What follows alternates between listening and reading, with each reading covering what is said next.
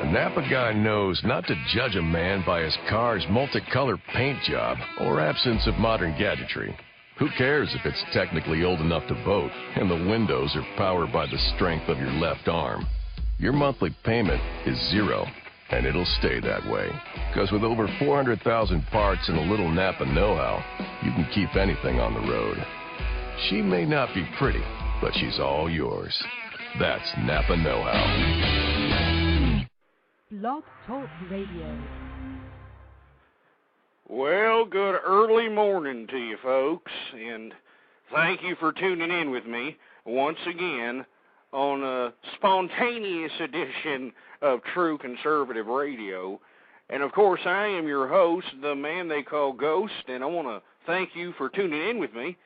It's a early Saturday morning or a late Friday night, depending on what side of the bed or what side of the day you wake up on, I should say.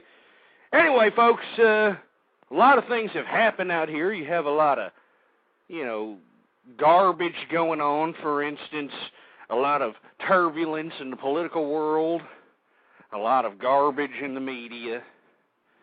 And, of course, once again, folks, no one is questioning the facts out here, and we're going to talk about most of those this evening. Everybody knows my stance on certain issues. I'm a conservative first and foremost, but I'm about America, folks. And I'm about the sovereignty of every nation out there. If you're an Australian, well, I think that you should be a sovereign Australian. If you're a tea-drinking English person, well, I hope that you are strong on your sovereignty. But let me tell you something about the economic situation that's here in America that just seems to be making me sick.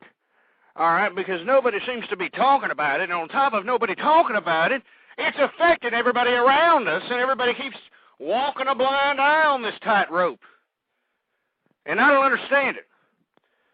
But I'm tired of these stupid jerk, these ridiculous, well-groomed, well-mannered, professional jagoffs called the news media and these anchors who keep telling me that the price of everything from food to gasoline to electricity is going up the wazoo. And yet the wages, the wages for one to live on in this country continue to go down. And yet none of these politicians out here are even championing anything to do for any progress or to do anything about it, to remedy this situation. And I want to talk to everybody who's out there listening. If you happen to be listening on this early morning edition of the True Conservative Radio Show, I want to hear from you personally, because I know that everybody in my community is affected by the economic situation in America, whether you're Democrat, whether you're Republican, conservative, liberal. It really doesn't matter, folks. This is starting to get a little serious. We're heading into the summer months. Electricity, where I'm from right now, I just got an electricity bill stating, or actually it wasn't a bill, it was just a FU notice from the damn electricity company saying we're going to raise your rates 30% this summer. Sorry. And what are these dumb, Nimrodic buffooneries out here in this ridiculous conglomeration of the electricity company are doing on top of the 30% increase for the summer? They're gradually increasing the price on an annual basis, 5%. I mean, this is ridiculous, folks, and, of course, nobody's talking about it. So we're going to talk about some of that this evening. If you have a personal story, I want to hear it from you. 646-652-4869 is the number to call. I also wanted to get into the situations that are happening in the political arena and the theatrical media, the theatrical American media out here is making a spectacle, and rightfully so, on several different fronts on these ridiculous excuses for candidates we have running for president of America. One of which I'll get to last because it's kind of serious, but the first one, John Turncoat McCain, the closet liberal, the leader of the new liberal revolution that's happening in the Republican Party, this man now is distancing himself from a conservative evangelical who happens to be here in Texas where I'm at, by the way, John Hagee. Now, he's distancing himself because of some vulgar, remarks, rightfully so. He had stated, and I am, of course, paraphrasing Pastor Hagee on this, but he said something about Hitler being a tool by God to send Jews into the Promised Land, or something of that nature. You can look it up for yourself if you want the exact quote. And it took about, I think, several months for McCain to actually denounce this, evangelical, Nimrodic buffoonery, John Hagee. And on top of which, all these evangelical nut jobs that I don't understand, that seem to define the conservative movement at this point, are starting to make me sick. All right? I mean, look, I understand we all have our religious beliefs. As a matter of fact, our very Constitution, our very country, was founded on religious freedom. All right? What I don't understand is that for some reason, and I think this is a blatant attempt by the liberals who have hijacked the Republican Party to highlight the conservative wing and isolate them like a bunch of, ridiculous, red-headed, four-eyed, freckle-faced, beaten stepchildren, like a bunch of morons or something. And I really don't appreciate it, because I'm a conservative, and I don't believe in any of these ridiculous televangelist nut jobs out here that are making outlandish claims and trying to put a face on it with you and I, who happen to be a Christian, who happen to participate in services on Sunday. It makes us look like a bunch of ridiculous jerk-offs, because these morons are actually defining the conservative wing of the Republican Party. Not that there is one anymore, but I really don't appreciate it. All right? And what John McCain needs to understand is, if he wants to win conservative minds, he doesn't have to go to that fat piece of evangelical crap, John Hagee. He doesn't have to go to these evangelical nut jobs that have these erratic claims that are out here sticking a Kentucky Fried Chicken grease thumb up their derrieres every Sunday and passing around the damn collection plate, on top of which he needs to appeal to ideology, conservative ideology, you piece of crap. All right, you got this liberal media bashing you because you're a moron sitting there trying to appease some illusionary evangelical wing that is defining, it seems to be defining, at least in the liberal media's eyes, it's defining the conservative movement, and this evangelical crap has no right to do that. I'm a conservative based on my own political principle, my own social principles, and everybody who has ever listened to this program understands that I'm not sitting here trying to force anything on anybody's throat religious-wise. I mean, my debate, my discourse that I amplify on this program is simply done to, spread ideology on a social and political level. And it makes me sick that a conservative like myself, who believes in the American family, who believes in the American way of life, who believes in raising your children and shielding them from violence and sexual perversion, are being defined by these morons like John Hagee. It makes me sick. Anyway, folks, I need to calm down. I mean, I'm having blood pressure problems. All of you who know me, all of you who listen to the show, you know that I have, blood pressure problems. But I'm just passionate about these subjects. So there's not a joke here. All right, I'm not just, tickling my derriere and saying, hey, look at me, I look cool over here. I actually believe in what I say. I just don't understand why nobody else is talking about these subject matters that affect all of our very lives, is what I'm stating, is what I don't seem to understand. Anyway, folks, let me calm down here. I can feel the vein in my head just throbbing, but I really don't give two rats' asses. 646-652-4869 is the number to call. We're talking about all different subject matters. I didn't mean to go off on that rant about John McCain, but it just is. It makes me want to puke, because this program used to be named True Conservative Republican Radio, until I realized that the damn Republican Party has been hijacked by a bunch of tree-hugging, long-haired, liberal, bedwetting hippies. I mean, bottom line. And this John McCain is the leader of this supposed liberal revolution that's happening here in the Republican Party. Anyway, I just have to get it off my chest. all right? And I'm speaking to the conservative movement out here, not this fictitious garbage that they're trying to portray in the media out here, that the conservative movement is nothing but a bunch of evangelical nut jobs out here.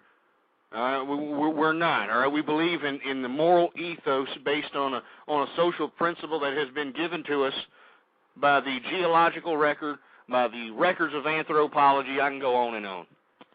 Anyway, folks, we're going to go ahead and take a call here. Hello, 704 area code, you're on the air. Hey, man, how you doing, Ghost? How's it going? Yeah, we tangled a long time ago, about a month and a half ago, and you were a huge Ron Paul hater. I mean, have you thought about maybe thinking that Ron Paul possibly could be a better ideology for you? Well, I don't know about Ron Paul per se. I have approached the notion of looking at Bob Barr, but the only reason I don't like the Bob Barr option is because he's running under the Libertarian ticket, and I particularly don't feel that the Libertarian Party has any type of political legitimacy to be asserting itself as a legitimate party in American politics, in my view. I mean, and that's the only reason why I haven't made it a point or an emphasis on my program to even acknowledge the fact. I think I made one reference to it, to acknowledge the fact that Bob Barr was even running. But I am looking at Bob Barr possibly as a none of the above vote, but that's only because I know Bob Barr was a conservative. He was part of the conservative movement of the 90s. This man is a proven conservative candidate that is he believes in the American Constitution. He's a good American. Yeah, Bob Barr. Yeah, but Ron Paul still runs on the Republican ticket. Well, the reason that he's no longer running on the Republican ticket, I understand why Bob Barr isn't. No. Yeah, I'm just saying, Ron Paul still runs on the Republican ticket. You realize that if you're not running on a Democratic or Republican ticket, your chances of getting elected are basically nil. Well, we need to change that. I mean, we have this revolutionary communication medium called the Internet here. And this is what I've been stressing on this program. Anybody who happens to hear it, whether they're live or in the archive, I've been stressing that they need to just go out and get on this little blogosphere, which I've criticized so much, but it is obviously an effective tool of propaganda, and be able to convey certain arguments that will be able to change minds or at least reshape the conscience of certain peoples in America that will actually go out and make a political damn difference, for Christ's sake. I mean, it just makes me sick that all we have to do is sit here and say, okay, well, you know, it's just we're just going to have to choose the people that are up there. There's no other alternatives. It makes me sick. I mean, I'm a lifelong Republican. I was pretty much in tune with what the Republicans were nominating up until John Turncoat McCain. And I refuse to vote for this piece of crap. I'm not going to do it. I mean, I have Republicans. I appreciate your passion. I'm an independent, and like I said, I spoke to you before. There's no passion for independence, obviously.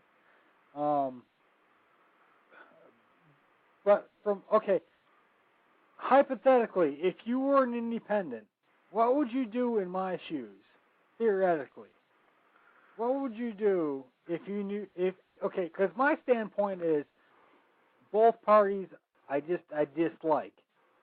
I have a disdain for both parties. I think they're both full of nonsense. What would you do in my shoes? Well, what I would do in your shoes is, if you're an independent, you need to figure out what makes you an independent, that defining issue that creates your political ideology. And once you understand that forefront issue that will basically make or break you politically, well, then you go out and try to seek others who believe in the same persuasion of that issue and try to organize yourself and either try to make a party to possibly compete with the two-party system or be some sort of a influence at the voter ballot box out there. I mean, that's what I would do. I mean, this is why I've been critical about independents, is because independents are just people that, in my view, are just wandering around, just, you know, whoever offers them a free hot dog or a couple of beers or something, they'll probably vote for them. I don't think that... Like constitutional libertarians are just basically idiots. No, I'm not saying constitutional libertarians are idiots. The Libertarian Party has obviously gathered itself a little party, and yeah, but that's not a real party. I mean, it's not on the ticket. It's on the ticket, man. What are you talking about? He's going to be on the ticket. They made a big announcement about it. Yeah, I mean, maybe some states. But it's not on the ticket in all 50 states. Well, you know, maybe some states are going to be jagoffs about it, but I mean. Basically, the man's on the ticket, and if he could just gather enough support based on his political ideology, his experience, and his proven conservative ability, he could possibly champion the people in the states that are not putting him on the ballot to do so. I gotta be honest with you. Just between you and me, do you really think, at the end of the day, and I think I already know the answer, do you really think that you ever even get close to getting a nomination of someone who represents what you really feel at the end of the day every 4 years? Well, of course not. But the thing is that the beautiful part of, well, unfortunately, that's a whole other debate, but what was the beautiful part about our system was that it was a bureaucracy based on a separation of powers that basically enabled us to, you know, basically eat it on some issues, but at the same time, in whole, find sacred the unalienable rights that were given to us by the forefathers. Yeah, but once those are getting stripped away by one party or another, I mean, for instance, okay, let's not be so theoretical. Today, seeing that your constitutional rights are stripped, basically, you're kind of messed up right now. As am I. We really don't have any, because the constitutional rights that were stripped are basically complacent with other constitutional rights that they amend by.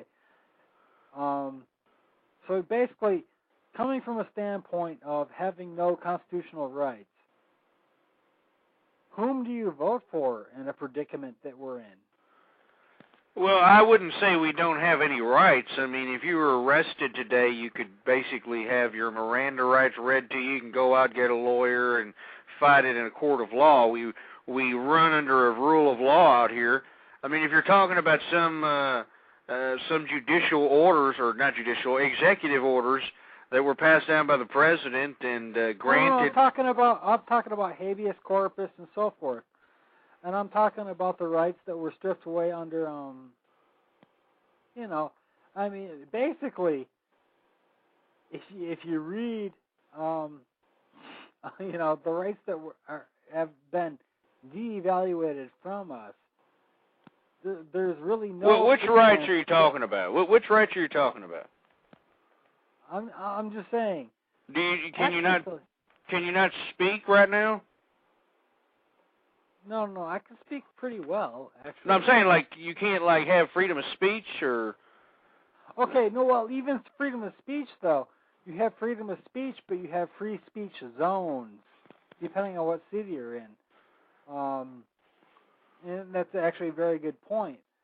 Well, you know, the reason that you have free speech zones is because the people that are basically being protested on, whatever group it is, I'm not defining any group in general, but whatever group is being protested on has permitted, through the rule of law and the jurisdiction of that city or county or whatever the case might be, they've permitted that particular area to, I don't know, rally, protest, parade, whatever it is.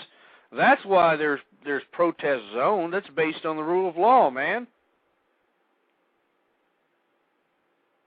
No, I don't think you appreciate what I'm saying. Is a free speech zone is a place where your place is where you can speak freely.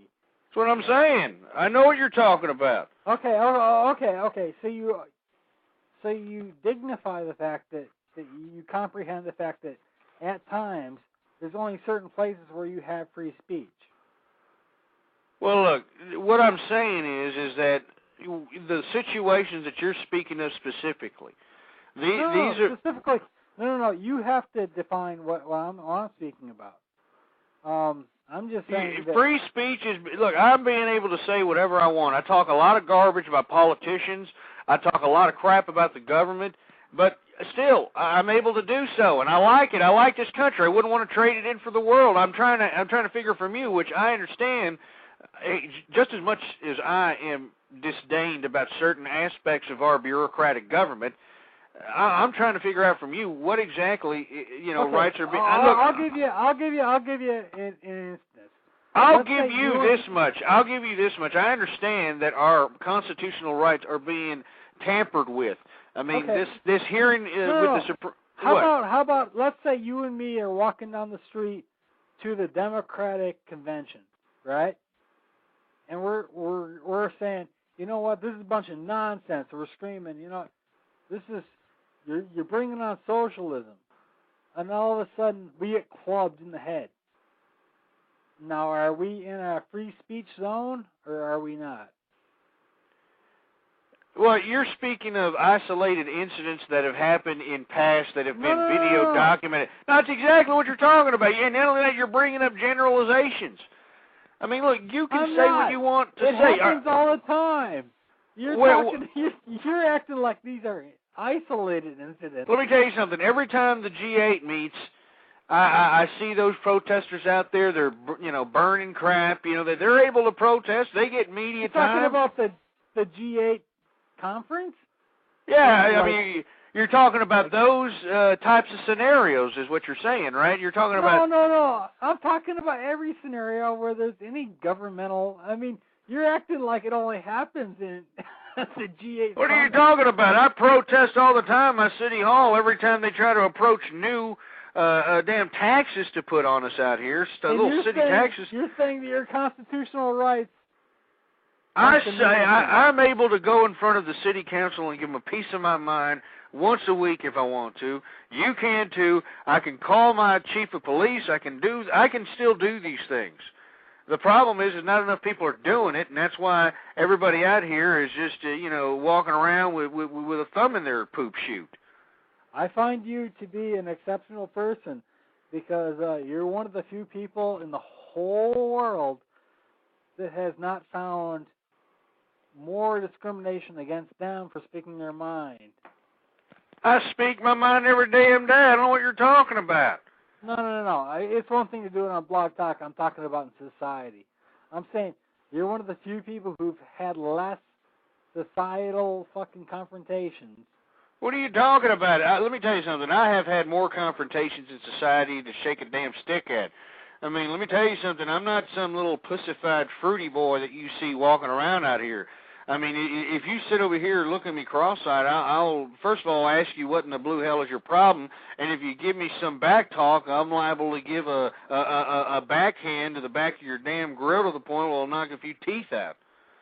I mean, I'm about confrontation. I'm just saying, the specific situations you're talking about are big rallies where it's drawn, hundreds of thousands of protesters. And that's the thing is big rallies. I wouldn't. And you misunderstand me.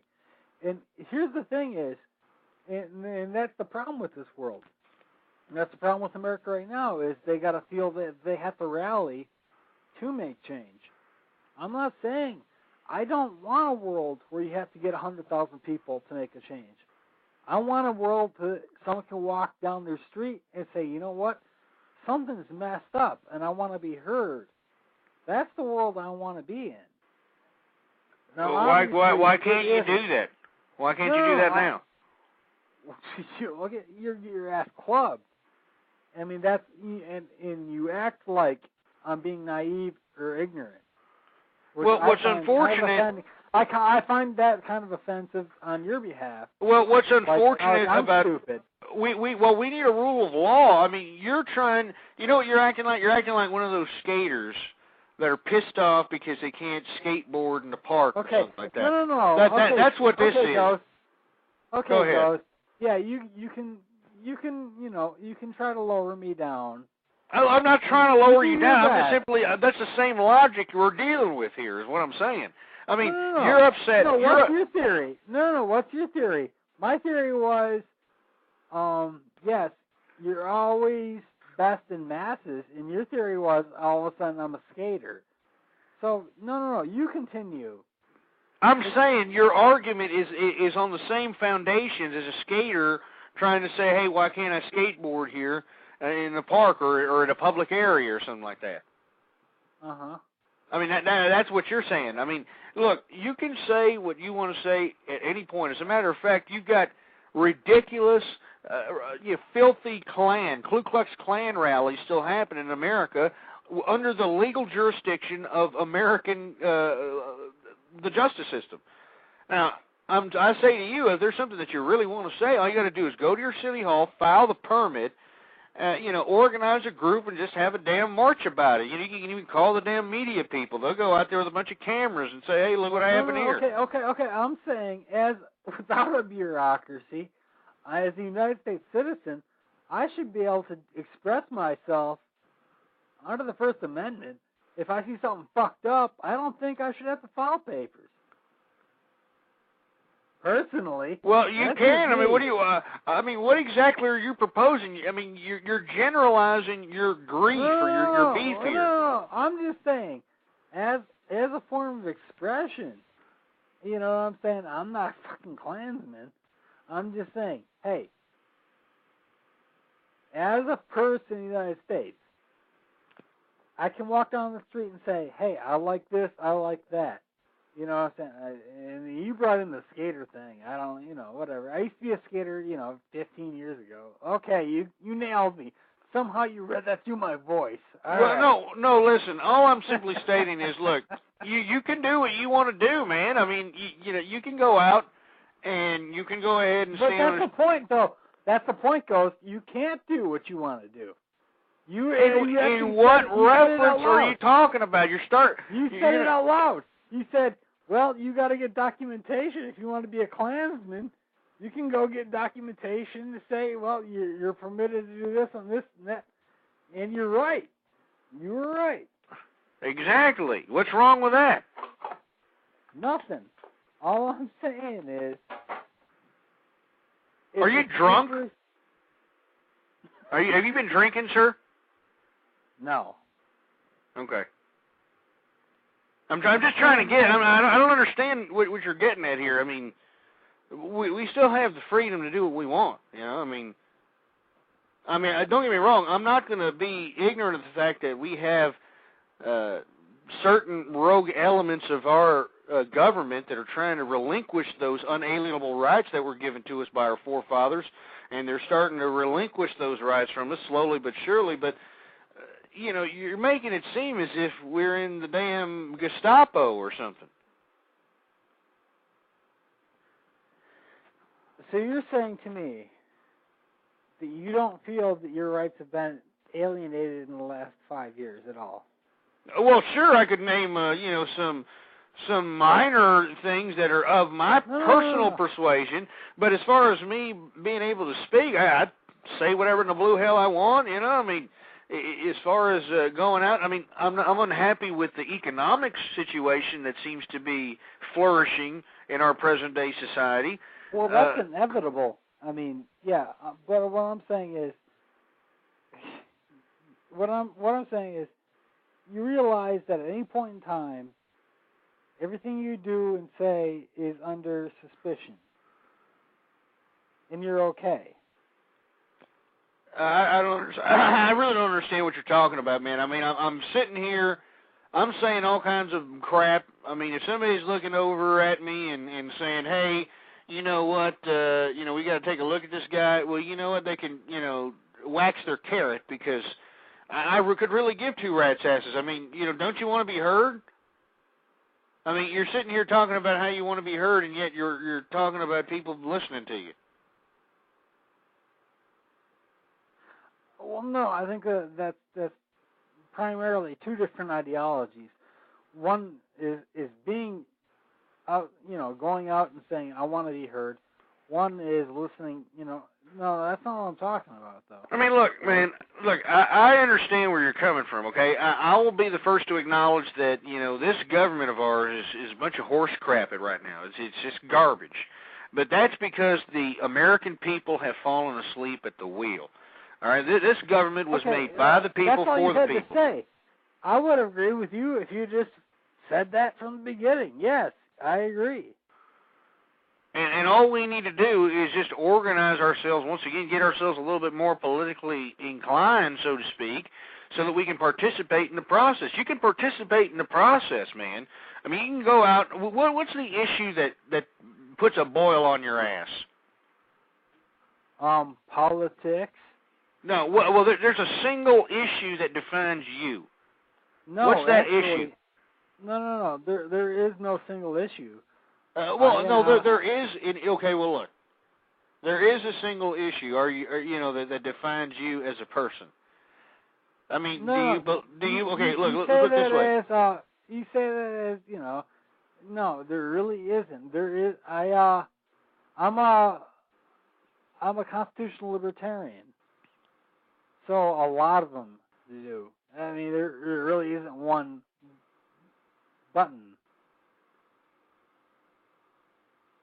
Well, I mean, you need to organize yourself with somebody. You see, that's why you're going to be there, in a room by yourself, with all due respect, pissing and moaning by yourself, because you have no group to confront this machinery of government of ours to say, hey, wait a minute, we want our persuasion to be heard in this bureaucracy.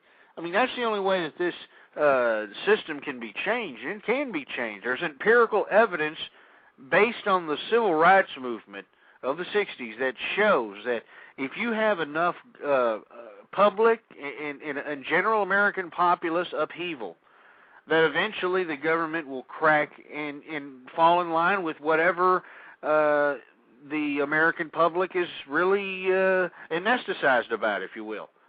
And as a result, you saw in the 60s, Lyndon Baines Johnson signed into effect the Civil Rights Act, and this man was a damn historical racist. I mean, it is said that he was a damn Klansman. And why did he sign that Civil Rights Act? Well, because the American people forced him to do so, because they weren't asleep at the wheel back then like we're asleep at the wheel now.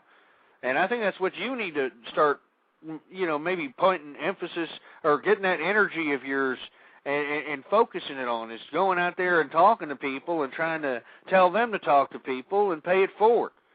I mean, don't misunderstand me. I do. What's the issue? What's the issue that pisses you off the most? My issue that pisses me off the most is both parties suck ass. Well, get another party, man, but you have to define it based on principle.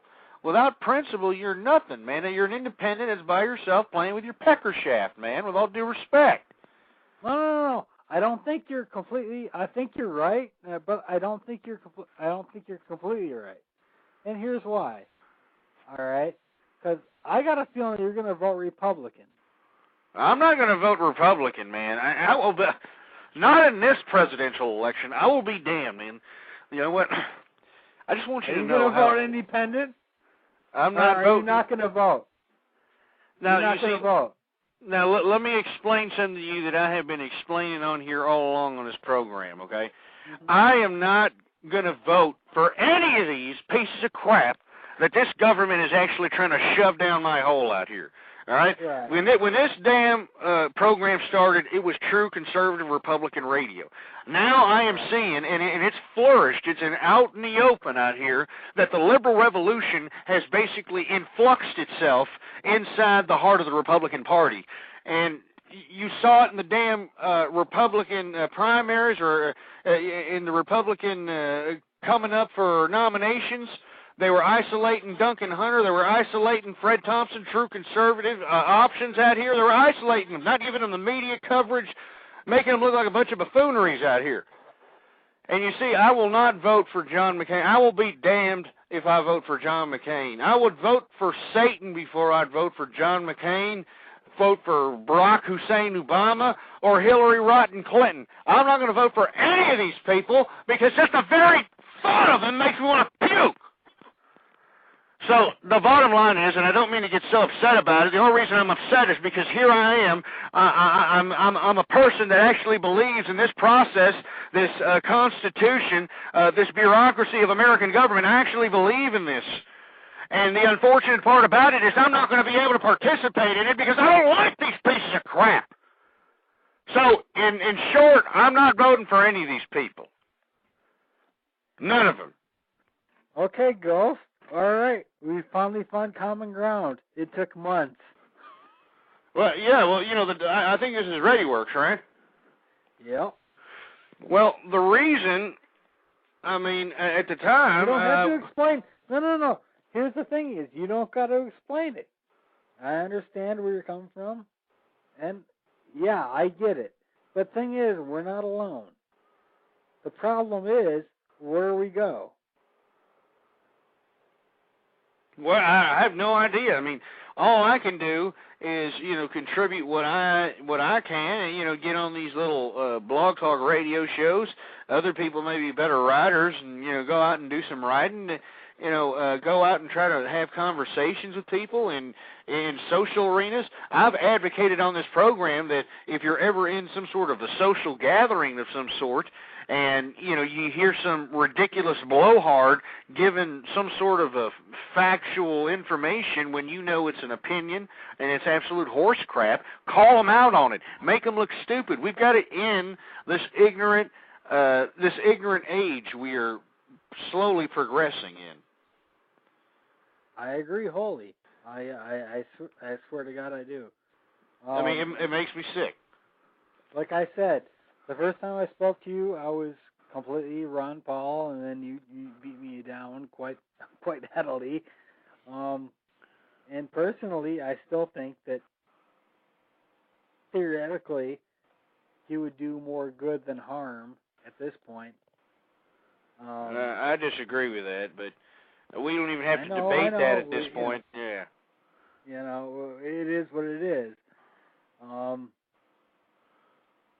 He's got no shot. Even though he's still running, he's got no shot because the American press will not touch him. How do you feel about the American press? How about that? I don't like them. Yeah, they make me puke. You know, I mean, I've stated for a long time that the American press is just, you know, theater, in my opinion.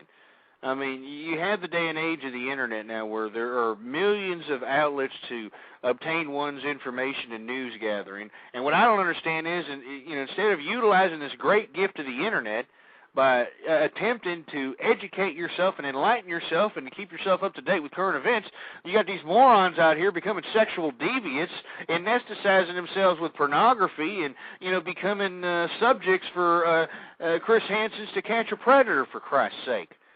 And I think that the American media in general should not be taken seriously whatsoever. If you're a jagoff that watches television and listens to these imbeciles that are on TV anchoring the news and you're actually believing anything that comes out of their blowholes, you're intellectually lazy. You need to go out and you need to read something.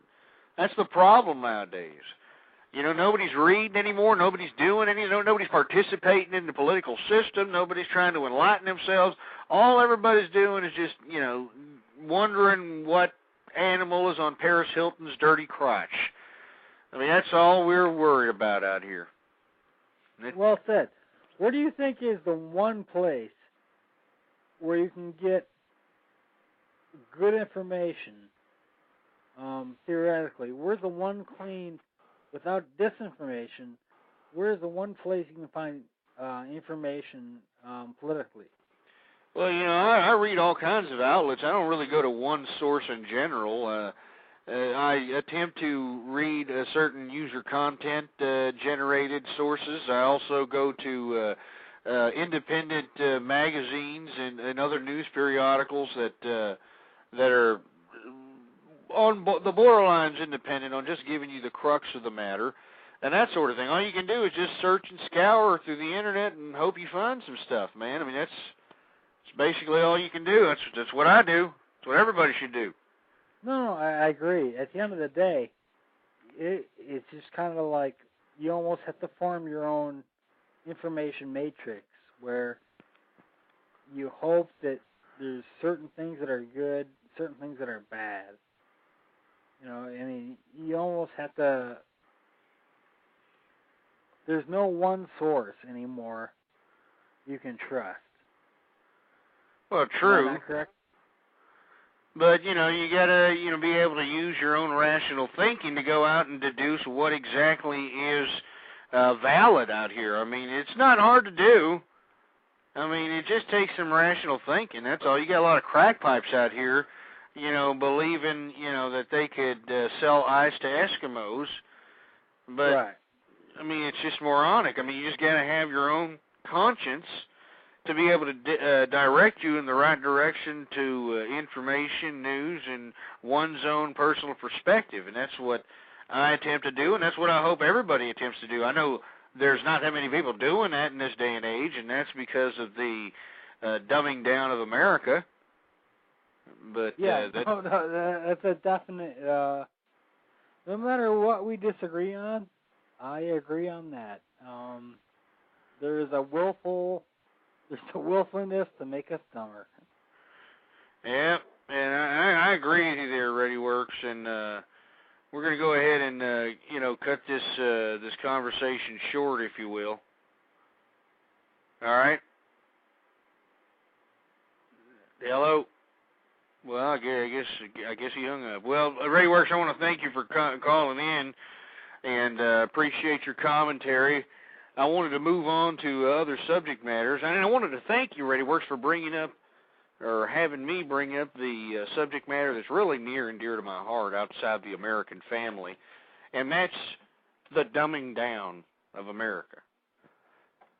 I mean, the absolute, you know, I know I say the absolute pussification when it comes to the feminization of the American male, but we have to say the absolute stupefaction of America out here. I mean, Americans are really stupid people, folks. And, you know, if you're sitting there, you know, taking offense to it, like I just peed on your baby or something, hey, tough titty, all right? If you don't like it, why don't you go out and encourage people to pick up some sort of reading material so they can enlighten themselves with some crap, all right? If you don't like what I'm saying, we are stupid people, folks. We are stupid morons out here. I mean, my pet rock... My pet freaking rock. I mean, how stupid does a society have to be? And this is what I'm talking about, folks. And why is it happening? You know, everybody always complains about it, but nobody really dissects the reason why. Except for me, yours truly. I don't mean to be tooting my own horn, but beep, beep. I mean, the root of it all, folks, is feminism and liberalism, all right? Either way you want to look at it, is feminism and liberalism is the root cause of the dumbing down of America. I mean, they don't want you to think at all. Haven't you noticed this crap? Haven't you noticed that to be a feminist or to be a liberal, you have to abide yourself by a certain set rules? Huh? By a certain set of thought process? I mean, they're already directing your ass how to think, for Christ's sake. And this is the root of the dumbing down of America. And like I've said, and I'll continue to say it until it gets shoved down your hole, until you regurgitate it to somebody else, and they'll regurgitate it to somebody else, I will continue to say that the public institutions, like public education, our government, our judicial system, have all been infiltrated by liberals and feminists. You people need to wake up, take your heads out of your damn poop chute, out of your crap hole, out of your damn cheese hole, whatever you want to call it, take it out of there because it smells like horse crap, and start seeing what exactly is going on around you. Because you people have fallen asleep at the wheel. And I know so many people are like, oh, Ghost, you know, you're being too harsh. Why are you yelling at me? I'm yelling at everybody out there. Hopefully I light a fire on your hemorrhoid-infected asses out there. it makes me sick every time I attempt to look at the American media out here. This theatrical excuse of news, for Christ's sake. And taking a look at what they are calling first-rate news, the top stories. It's ridiculous. I don't care what happens to that stupid, dirty bimbo, Britney Spears. I don't give a crap. I don't care. I hope she gets with somebody who gives her a damn backhand and knocks a few teeth out of her damn mouth, because she deserves it. She's a ridiculous excuse for a mother. She's a ridiculous slutbag and whore that has basically infected the psyche of America. I mean, Britney Spears, this stupid bimbo, is contributing to the absolute ridiculous immorality of America. It is characters like a ridiculous whorebag Paris Hilton, that ridiculous philanderous slutbag Britney Spears, that are infecting America and making America morally bankrupt. And of course, this dumb American public fails to understand that they're too busy shoveling damn food down their gullet like a damn garbage disposal. Good God. I better calm down, folks. I'm getting a little out of hand here. And the only reason I'm getting out of hand is because, well, I believe in this, what I'm saying here. I believe in this. You know, there's a lot of you people that, talk out both sides of your mouth when it comes to certain issues. But let me tell you something. I'm really serious about what I'm talking about on this program, folks. I want to hear from you. 646-652-4869 is the number to call. I know it's a pretty late edition of True Conservative Radio, but I felt that, I just had to do a program because of a variety of different issues out here. I wanted to definitely talk about how that John Turncoat McCain is all of a sudden, backsliding from these evangelical nut jobs out here. And it's his own fault, because John Turncoat McCain thought he was going to somehow win the illusionary wing of this evangelical wing of the party that is being deemed as the heart of the conservative movement, and it is not, folks. All right? Fat pieces of blowhard, religious, fanatical horse crap like John Hagee have nothing to do with the conservative movement. All right? And I hope that somebody forwards this particular program to his fat jelly ass so that he can choke on it, because he does not define the conservative movement. Imbecilic evangelicals that are out here tooting all kinds of, fanatical, neurotic garbage do not define the conservative movement. All right, and I hope you folks understand that, and I hope that whether you're liberal, whether you're Republican, whatever the hell you are, I want you, all right, I want you to know, and I want you to take from this program that this evangelical horse crap has nothing to do with the conservative movement. This, in my personal opinion, because of the hijacking of the Republican Party by liberals, this is an attempt by the liberals of the Republican Party to demean and diminish the integrity and the credibility of the conservative movement, my friends. That's exactly what I think that's happening out here. I mean, listen to what these jagoffs are talking about. John Hagee. I mean, are you kidding me? I mean, isn't the body God's temple, you fat jelly-ass bastard? I mean, I don't mean to be, I don't mean to be religious on here, but, isn't, the body God's temple? I mean, well, why don't you put the freaking fork down for about 5 minutes, Hagee, and start practicing what you preach out there, boy? You fat piece of crap. Anyway, 646-652-4869 is the number to call out here. I know that there are probably going to be seldom people calling because, well, it's pretty damn late. But it is a late Friday night if you happen to be straggling from the damn bar. And if you happen to be going to the bar, you probably well know that, feminism has infected America out here. And it's pretty sad, folks. I mean, what is defining us as America is consumerism. And I'm not against consumerism, folks. I'm not against it. I mean, it's what makes the very fabric of our society. But what people need to understand is that the only way consumerism and capitalism, liberal economics, so to speak, the only way that is going to work is if there's damn jobs in America, you morons. You notice how there's no more jobs in America anymore? Haven't you noticed that? I mean, you get these fat blowhards in the media. They're always talking about it. They're like, oh, yeah, I remember back in the day, all you had to do was graduate from high school, get yourself a job, and you can raise a family of 4. You can't do that anymore. Ha, ha, ha, ha, ha, ha. Laughing in our faces out here. Pieces of crap.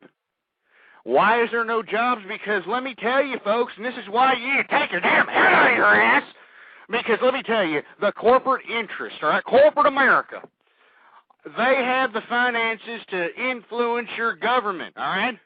And how do they influence it? Well, through campaign contributions, you moron. That's how they're taking over, and that's why you see all this government legislation that's being passed out here that is corporately induced, corporately inspired, half corporately written, for Christ's sake. And why is it getting passed? Well, because the damn American public is asleep at the wheel. They're just going to go to the voting box based on a ridiculous set of issues that have really no bearing on their everyday lives, like a bunch of imbecilic morons out here. And it makes me sick, folks, and it should make you sick, for Christ's sake. I mean, it should make you sick. That's why you have these imbalanced trade deals being signed by our government, by the power-hungry autocrats we send to Washington out here. They are signing imbalanced trade deals that is making it financially viable for American-born corporations that were born here in America. Americans gave them, those corporate bastards, their lives, for Christ's sake. They're alive because of the American person, the American worker. These corporate bastards have forced, through financial contributions and other ridiculous, sick, twisted, demented methods, to pass these imbalanced trade deals. That's why all of our jobs are being shipped out of the country, folks. That's why, folks, because our corporate institutions out here, corporate America, is basically dictating and pulling the strings of our bureaucracy of government, because the American people are more worried about getting a damn iPod or shoveling damn food down their gullet or getting the damn name brand clothes or getting jewelry or a damn car or a house and all that horse crap, when you need to be worrying about the foundation of your damn life, you piece of crap. I just don't understand why nobody else talks about these things, man. I know I keep saying that, folks. I know I keep saying, oh, I'm the only one that talks about this. I'm not trying to be some narcissistic jerk nut, okay? I'm just simply stating the obvious. All right? I mean, that's all I'm simply trying to do. I mean, you know, whether you agree, disagree, I mean, I just want you to understand that, you know, we need to talk about American issues.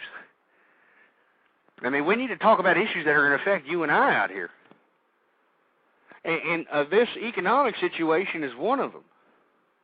On top of all these jobs being shipped overseas, which is basically leaving a bunch of desolate, out-of-work individuals who thought that they were going to have some sort of longevity staying with this company, who basically outsource their jobs to, you know, somebody who they can pay 15 cents an hour to. Now they're out here trying to get a job in this employment arena, and they have to compete with 25 million illegal immigrants that are devaluing the cost of labor out here. So it's a double whammy, folks. And this is what I've been talking about all along. On top of the bad economy out here, on top of the fact that you've got jobs being shipped overseas, the means of production are no longer on American soil. Those jobs have been lost. Those same workers are going out in the workforce, creating high unemployment rates, longer lines for those at those human resource offices, if you will, and we have to compete with 25 million illegal immigrants that'll basically eat a bowl of rice a day and work for about $1 an hour, $2 an hour, some crap like that. We got to compete with that on our own homeland. And I think it's horse crap. I mean, I think that the government needs to understand the economic situation that's happening out here. They need to take their heads out of their colon pipes and thinking that, all we need to do is just get green jobs. Green jobs are going to save us out here. That's what's going to say green. Let's go green, green, green. You piece of crap, you little environmentalist, global warming, hyper-fanatical pieces of horse crap. You were the ones that initiated this whole corn ethanol garbage. And now that it's blown up in your stupid tree-hugging faces, now all of a sudden you want this government to bow down and to talk about more of this green garbage. Look, maybe if somebody innovates something that is green-based, it's going to help the environment, or that's going to create free electricity out of just nothing, or whatever the case might be, then I understand maybe there will be an industry to manufacture this here in America or something of that nature. But we need jobs, folks. We need jobs in America. We need innovation. That's what we need, folks. Innovation in whatever. And I've said this time and time again, but it bears repeating, and I think that most folks, should call their politicians, write the president, write everybody, and say, look, we need our leaders to get more involved in attempting to facilitate more jobs. Now, how do they do that? They just can't create them. Because if they just created them, that'd be damn socialism or communism, and I know I sure as hell don't want to have anything to do with anything that smells like communism, socialism, or any of that horse crap. But they need to create incentives or some sort of program or funding of some sort to be able to inspire research and development of needs and answers and gadgets or whatever to fulfill those needs. That's the only thing that's going to create a good economy. Slick Willie, Bill, let me have that intern to slob on my knob Clinton. This man likes to take a lot of credit for the economy. As a matter of fact, his butch wife, is trying to take credit for that great economy in the 90s. But anybody who knows economics understands that the only reason that we had such a great economy in the 90s was the innovation of the computer, the innovation of the personal computer, the internet websites, and e-commerce, and network administration, the whole nine. I mean, it was just a boom. It was great times. Everybody was working. I mean, it was just an unbelievable time. I mean, you could literally make obnoxious business models, and they were able to sustain afloat. Like, I remember one bimbo. I've been a part of my Chamber of Commerce for a long time out here. But one stupid bimbo decided, oh, well, you know what, I'm going to go ahead and open up a pet shop bakery. And believe me, in the 90s, back then, it sustained, decent income for a while. I was rather impressed, but, I know all about economic times out here. I mean, you can't expect that business model to stay alive during the hard times. I mean, during hard times like this, people are going to cut back on certain excesses that they have grown accustomed to and, put more emphasis on necessity and to maintain sustenance. And as a result, this ditzy bimbo lost her derriere in expansion and all kinds of ridiculous, unneeded advertising for this ridiculous service she had. She lost her ass, and I don't know, maybe she's waiting tables right now or something. Who cares? The bottom line is, folks, is that we need jobs, we need innovation, and the only way we're going to do that is if we have a government comparable to the needs of America and not corporate America. We need somebody who's going to go out there and really advocate for the American person. Now, these blowhards here in the political field or in the political arena, they all like to talk about how they're, the working man's person or the working person's candidate. That's just horse crap. If they were the working person's candidate, they wouldn't be selling their jobs across the world, They wouldn't be selling themselves out to the highest bidder out here. I mean, we need somebody who's actually going to do something, inspire a country to produce products. I mean, that's what we need to do, folks. We need to inspire people that are going to produce products. And if we don't produce anything anymore, I mean, where is our country headed? This is what I keep explaining to people, that we have set unprecedented economic precedents in that we consume more than we produce as a country. Now, let me say again, we are consuming more than we produce as a country. Now, let's take your household budget, okay? Now, how long do you think you're going to last if you consume more than you produce? You buy more crap than you actually are worth or able to make. How long would you be able to sustain yourself? Exactly. Now, how long do you think this government of ours and this system of ours is going to sustain itself based on this principle of consumption over production? It's not going to last very long, folks, and I'm telling you, this is why I denounced George W. Bush for suggesting and passing this economic stimulus package, folks. I mean, this is a one-way path to socialism, and I like George W. Bush, folks. I mean, for you folks that have listened to my show on a consistent basis, you know I had a program dedicated to the man. I mean, he's the number one on my MySpace, whatever the hell that's supposed to mean. But when he passed this stimulus package, folks, this man knows what's going to happen. I mean, he's just prolonging the inevitable out here. And I've said this time and time again, all right? Everybody after January and after up until about May, June, they're spending those tax rebates, all right? And I'm not talking about the stimulus package checks. I'm talking about the tax rebates that most of these folks get. If they make under a certain amount of money, they get the cash back, and they go and have a field day out there. Well, those people have already spent their wad, or they're about to spend their wad here in the next couple of weeks, and the stimulus package checks are coming in. How's that working out for you folks out there? Your little socialist-induced stimulus package check. Well, let me tell you something, folks.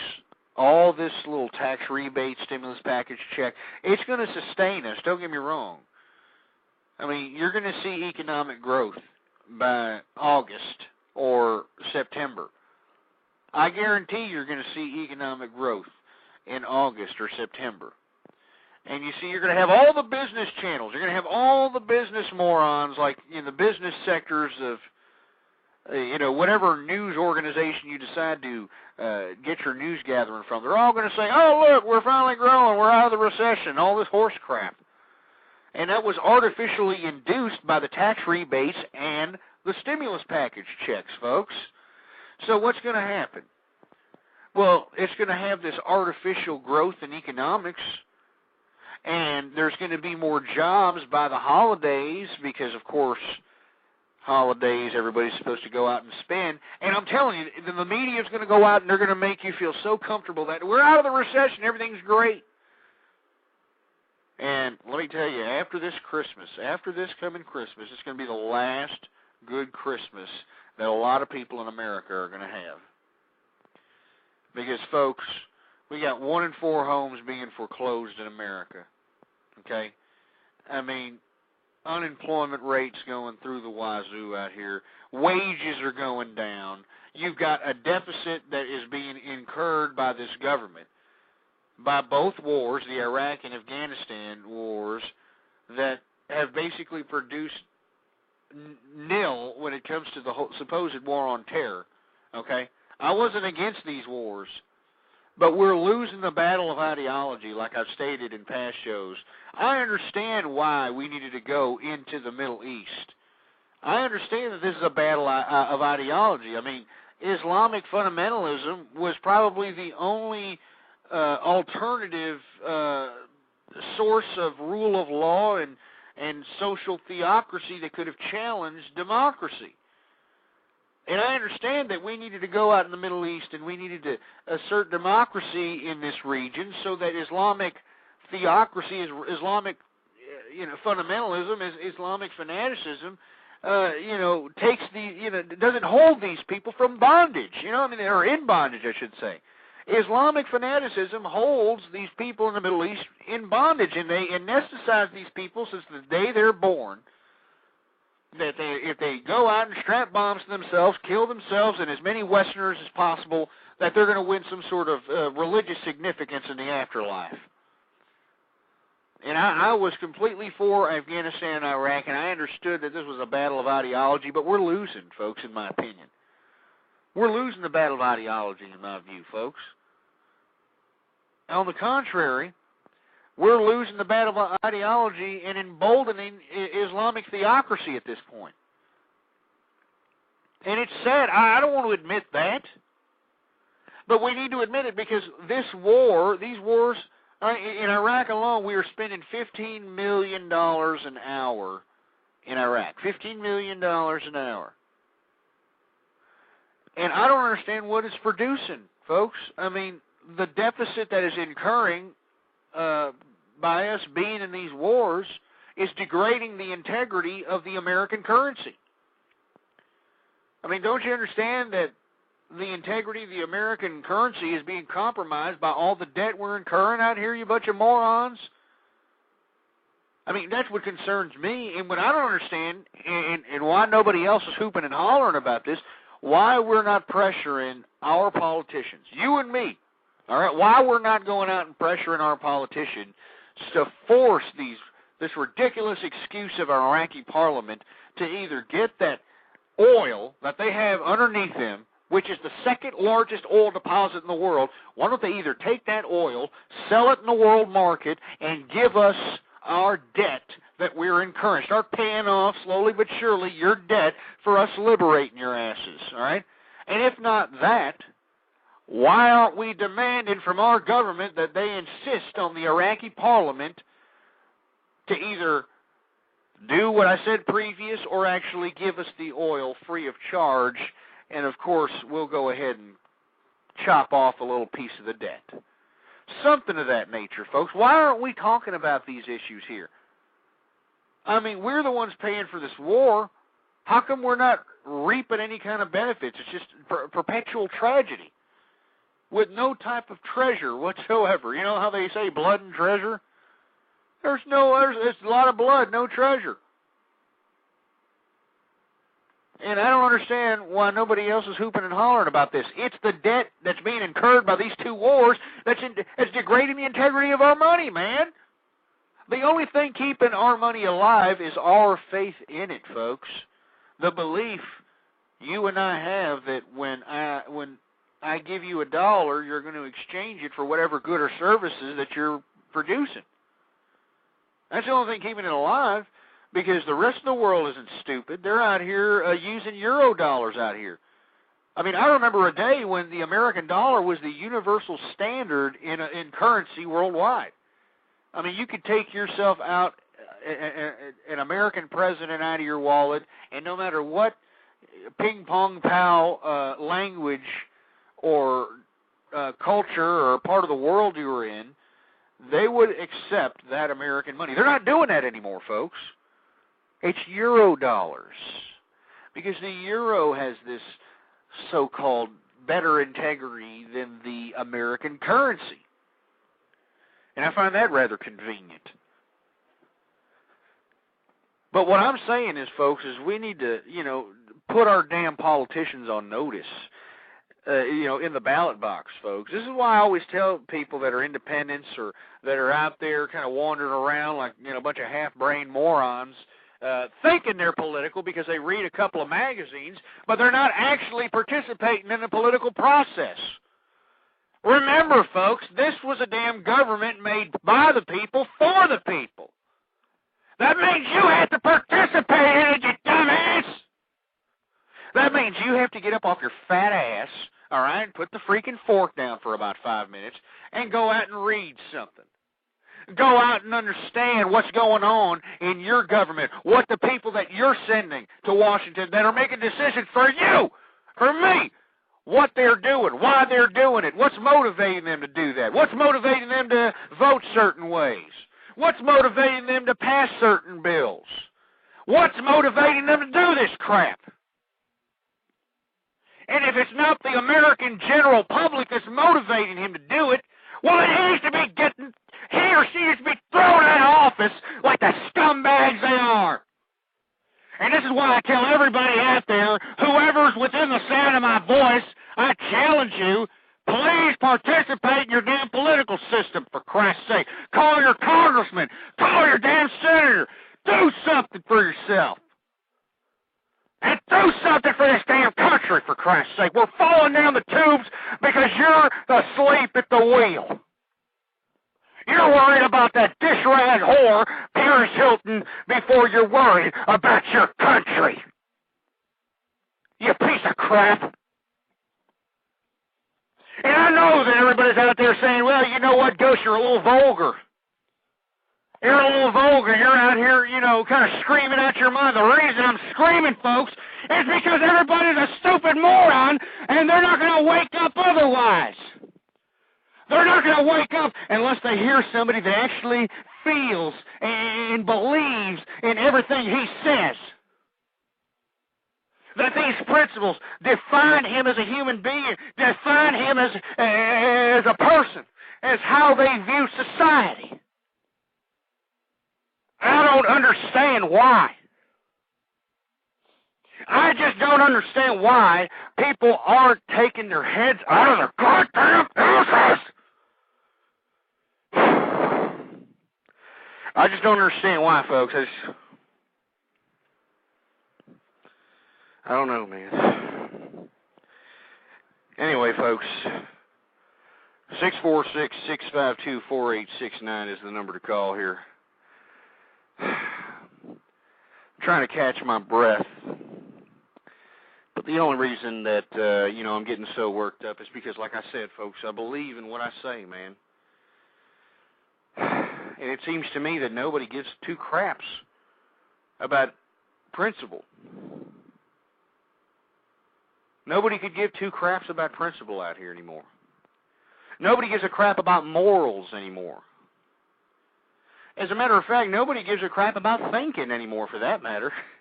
I mean, it boggles my mind that, given the political and social landscape of our country, that nobody else is out there hooping and hollering. I'm out in the blogosphere. I'm out in Blog Talk Radio. I'm out there trying to listen to other hosts. I'm out there trying to read blogs. And these people are bringing up trivial subject matters that don't mean diddly, folks.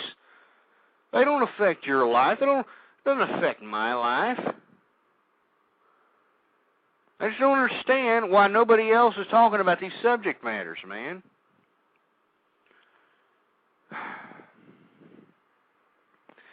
I don't know, folks. It's frustrating, it makes you want to hurt somebody. I'm just joking. Anyway, folks, 646-652-4869 is the number to call. I'm definitely wanting to hear from all you folks out there. I know this is a late night edition, so to speak. But what in the blue hell? You know what I'm talking about there? Yeah. Anyway, folks, I'm going to go ahead and probably call it a short show here in about 17 minutes. And once we do that, we're going to be all good because, I don't know, man, I'm a little jaded right now, I mean, I sit here and I hoop and I holler, and it doesn't seem to take any effect. I get a lot of hate mail. I got a lot more people that hate me than like me on this program. And that's a damn shame because you would think that, I said something as ridiculous as that fat piece of crap John Hagee or that other idiot pastor. But I'm not, folks. I mean, I just have moral principle. That's it. I believe in the family. I believe in the American family. All right? I'm against feminism. All right? That's what I am. I'm against feminism. I hate it. All right, and let me tell you, I know that there's a lot of people that are going to continue to email me all this ridiculous hate mail because they think I'm woman bashing. I've been called a wife beater. I've been called this. I've been called that. I've said it 1,000 times, all right? I'm not trying to subjugate any kind of woman or anything of that nature. But the feminist movement is trying to subjugate the males in America, the males in the westernized civilizations out here, based on this feminist concept. Based on this liberal concept, folks. And I'm not going to let it die. These dish-rag, imbecilic, bull-dyke, muff-diving pieces of feminist, hairy, armpitted trash, they can sit here and dislike me all they want. But they have no substance. Haven't you noticed that there hasn't been a woman that called up and tried to defend feminism with any type of legitimacy? That any time a woman calls up on this program, all they do is just sit there and, spew off nothing but a bunch of four-letter words. And, it's typical because I'm sure there was a lot of penises in that dirty mouth of theirs. And that's all they can concoct out of their ridiculous, ditzy minds. But you notice that nobody from the feminist perspective, the feminist persuasion, attempts to call this program and to give some legitimacy to the side of feminism. You want to know why? All they do is agitate. All they do is name call, spread slanderous lies, because they know I'm yanking them out of the goddamn closet. They know it, and I know it, and I'm not going to let them do it. I'm not going to let them do it, and you shouldn't either. You should not palate this feminist crap. Don't palate this crap. Make sure that if you see a woman, all right, who is just, she shitted out about 4 or 5 kids from 4 or 5 different fathers, or who's a single parent, make them feel like a piece of crap, folks. And people are going to say, oh, well, what about the men? Well, men too, all right? Because let me tell you, the only reason why you have single parents out here is because you got people, first of all, getting married for the wrong reasons. I mean, they're getting married for ridiculous, imbecilic reasons out here, all right? There's no longer love and chemistry and romance. All that is out of the equation when it comes to marriage nowadays. I mean, the first thing out of a woman's mouth nowadays, if you decide to go up to her in some damn social event or at a bar or something, the first thing that comes out of her mouth is, what do you do? What do you do? That's the first thing, all right? Not if you're a serial killer, not if you're a rapist, none of that. No, what do you do? What do you do for a living? What could you contribute to my materialistic appetite? Because I'm a subliminal prostitute thanks to the feminist movement. And that's great. All right? I hope all you women that are out there, the first thing that comes out of your mouth when you talk about your significant other is, oh, he makes 70 G's a year. Oh, he makes 100,000 a year. Oh, I'm going on a vacation to Hawaii. He's buying me this. He's buying me that.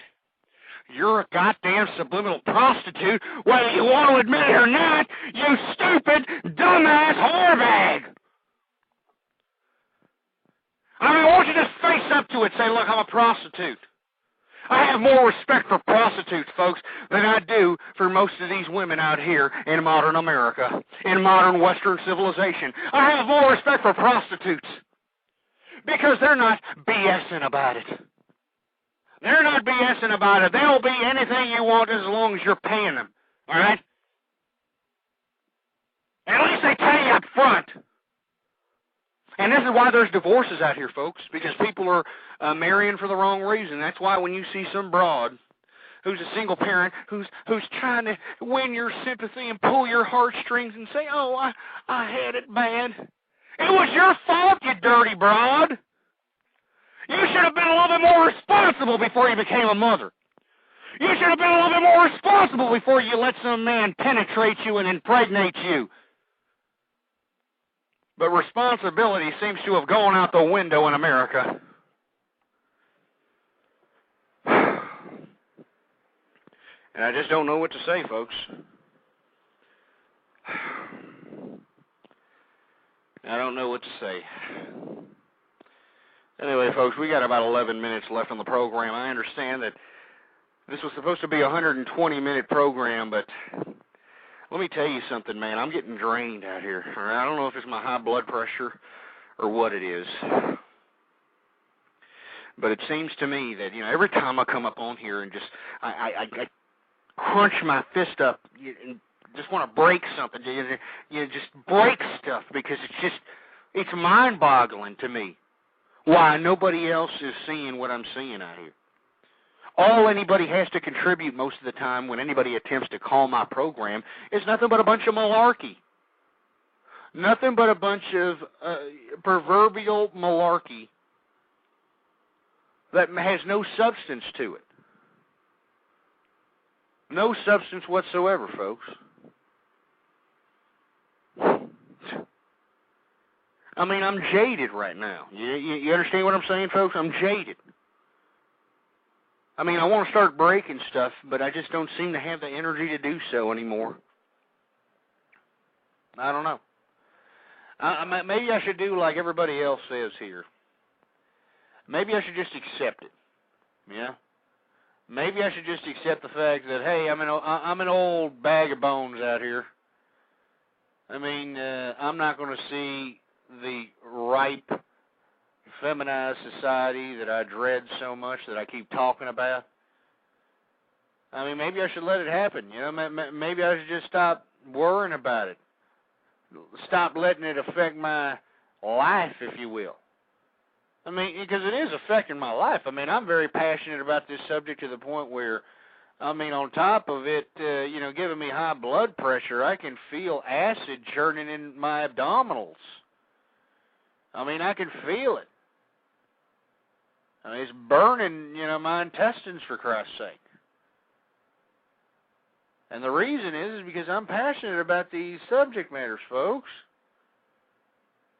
And you should be too. I don't understand why nobody else is. Everybody is just thinking that everything out here is just peachy keen, and everything's going to be all right. I mean, that's just what everybody keeps thinking. Everything's going to be all right. Everything's not all right, you piece of crap. Everything is not all right. Jag-offs. Anyway, folks, I'm sorry. I know that I'm getting a little out of hand here. But what else is one supposed to do besides attempt to facilitate debate, attempt to get on the program such as this, and attempt to convey the importance of certain scenarios and situations in our society that are affecting our everyday lives? What's unfortunate is I don't think people, or at least the people I want to get the message, are getting it. They're not getting it. You see, that's the thing about liberalism and feminism, is that they indoctrinate you with so much propaganda and so much malarkey that it's hard to even think for yourself anymore. Because, I mean, thinking for yourself goes against the very principle of liberalism and feminism, for Christ's sake. I mean, they shun anybody who has any type of indifference to their persuasion. I mean, haven't you noticed that? They have an absolute intolerance for anybody who questions their ideology. I mean, it's just ridiculous. That's why if you're a damn liberal, if you're a damn feminist, you're a damn communist, all right? You're probably worshiping a damn picture of Karl Marx. I mean, you're one of these Nimrods out here that justified almost a billion people being slaughtered like a bunch of animals out there in the name of communism. Because you people are morons, all right? Especially you feminists, man, all right? And I don't care if I'm called a misogynist nowadays anymore. I don't care. I'm not a misogynist, okay? I've been married, all right? I'm married now. I've been married for a long time. I have children, I have grandchildren, I have a great life here, all right? I'm just worried about future generations, my grandchildren. What the hell kind of social landscape are they going to be dealt out here? I mean, what are they going to start accepting as the social norm because of the influence of our ridiculous theatrical media and the imbecilic minds of our American public? I don't know, and I don't want to know. I mean, I don't care if I have high blood pressure. I don't care if I have a damn heart attack, a damn coronary, a damn stroke on a damn program. I want to die knowing that at least I gave it a shot to try to let people know what's actually going on out here. And I don't care if I have a damn coronary. I don't care. I really don't give a damn, folks. Because let me tell you something, folks, the conservative principles, moral ethos of society, the family, the American family, the family unit, the family concept, it is sacred to me, and it should be sacred to you. But the feminists and these ridiculous dish-rag, slut-bag, and whore bags out here that call themselves feminists are going to make you feel like a moron and belittle you if you happen to speak for the general American family. Oh, man. I'm telling you, folks. I'm telling you. Anyway, we got about 5 minutes left. I wanted to thank everybody this evening, or I should say this early morning to you, for tuning in with me live. There is no set schedule to the show, unfortunately, folks. And I'm sorry if you happen to be catching it in the archive and actually want to catch it live one of these days. I'm open to suggestions out there on the times that people would like to hear this show. You could be more than happy to forward those to my email address at ghostiscool@hotmail.com. That's all one word, no underscores. Ghostiscool, COOL, @hotmail.com. Email me some suggestions on when I should have this program, how frequent it should be, that sort of thing. Like I said, I'm trying to take it easy with these programs at this point because I'm trying to, lower the blood pressure a little bit so that everything will be all right. But the only reason I have high blood pressure, folks, is because I'm passionate about these subject matters. All right, I'm not like these other jerk nuts on the blogosphere that are, just tickling their dirty ass pipes and, saying, hey, yippee-ki-yay, cow patty, or any of that crap. All right, I'm saying what I mean what I say. That's all there is to it. Anyway, folks, I encourage you to bookmark the page, www.blogtalkradio.com/ghost. That's GHOST. Bookmark that page. Add me as a favorite. If you add me as a favorite, folks, it'll give you an email on when the next time I'm going to be on the Blog Talk Radio Network. And if you happen to be listening to me through another medium, whether it be through an iPodcast or whatever the case might be, make sure to get down there and bookmark it. And also I have a cheap-ass MySpace because it seems to be a necessity around here, so go ahead and bookmark that, myspace.com/ghostpolitics. All one word, no underscores, myspace.com/ghostpolitics. And we got 3 minutes left in the program, folks, but before I go, I definitely want everybody to understand my position. And I hope that by listening to me and going into the archives and listening to the archives at blogtalkradio.com/ghost, maybe you'll be able to formulate an understanding of where I'm coming from, whether you disagree with me, all right? If you disagree with me, I hope that at some point you understand why I feel the way I feel, based on my observations and based on the historical count of the family, all right? And you'll understand why I think feminism is the root cause of the downfall of society. And it makes me sick, folks. It makes me want to puke. And I spit on the feminists and I spit on the liberals. And if you happen to know a feminist and you happen to know a liberal, there's an email option on the player on blogtalkradio.com/ghost. Email them the damn show. Email these people the show. Tell them about it, because I want some bull dyke to try to call up and intellectually belittle me. It won't happen. I challenge any bull dyke. I challenge any wannabe feminist. Bring your damn intellectual cojones to the debating table, and I'll make you look like a damn mental midget. You stupid ditzy broads. Anyway, folks, it's been a great show. I'm cutting it a half hour short. I know I said it was going to be a 2-hour edition, but we're going to make it an hour and a half because, like I said, I'm getting a little fanatical out here, and I can feel the throbbing vein in my head, and we're just going to go ahead and lay down, probably go to sleep.